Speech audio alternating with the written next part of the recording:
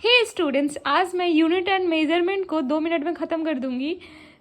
इसमें हर एक चीज़ कवर हो जाएगा। तो first of all fundamental quantity आप लोगों को पता होगा कि 7 फंडामेंटल क्वांटिटी होते हैं, ये पढ़ लेना। नेक्स्ट आपको सीजीएस एमकेएस यूनिट पता होगा। प्लेन एंगल पता होगा। प्लेन एंगल क्या होता है? प्लेन एंगल थीटा L/R होता है। थीटा के सामने वाला L होता है, फिर उसका जो रेडियस होता है वो R होता है। Solid angle ρ = A/R²। ठीक है, ये पढ़ लेना, ये सबको तो पता ही होगा।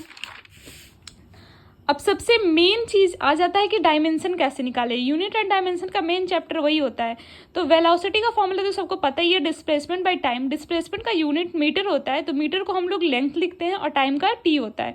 तो LT-1 इसका यूनिट होगा, इसका डायमेंशन हो गया। ठीक है, अब एक्सेलरेशन का भी वैसे ही निकाले हैं, वॉल्यूम का भी वैसे ही निकालेंगे, फोर्स का भी वैसे ही निकाले। फोर्स मास इंटू एक्सेलरेशन, मास का तो m हो जाएगा और एक्सेलरेशन का LT-2 जो यहाँ पे निकाले हैं, जैसे निकाले वो आप सीख लीजिएगा।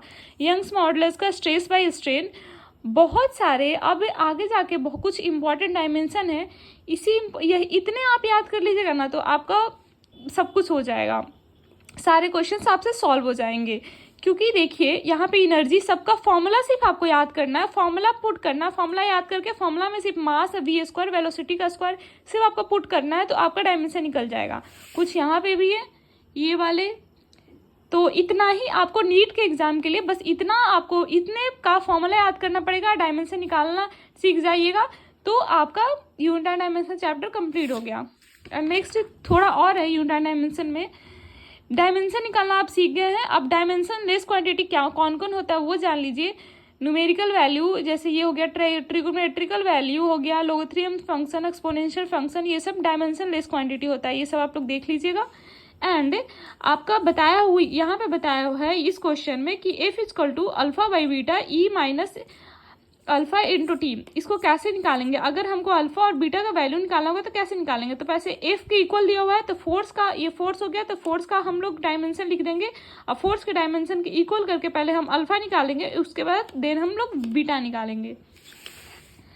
नेक्स्ट आता है कि हम लोग कन्वर्शन ऑफ यूनिट, तो हम लोग SI सिस्टम को सीजीएस सिस्टम में आप ये फॉर्मूला होता है, ये फॉर्मूला को याद कर लीजिएगा। और ये जो होता है डायरेक्ट पूछा जाता है कि 1N = कितना होता है, तो 10⁵ डाइन होता है और 1 पास्कल = 10 सीजीएस यूनिट होता है। ओके, ये आप याद कर लीजिएगा। एंड नेक्स्ट सबसे मेन चीज़ होता है, जब मैं नीट का एग्जाम दे रही थी तो मुझसे यही पूछा गया था, ये डायरेक्ट ये फॉर्मूला पूछा गया, तो ये फॉर्मूला डायरेक्ट आप याद कर लीजिएगा। और यहाँ पे निकाला भी हुआ है, निकालने का भी मेथड बताया गया है कैसे निकालता है, तो ये मेथड आप देख लीजिएगा, first method and second method. ठीक है।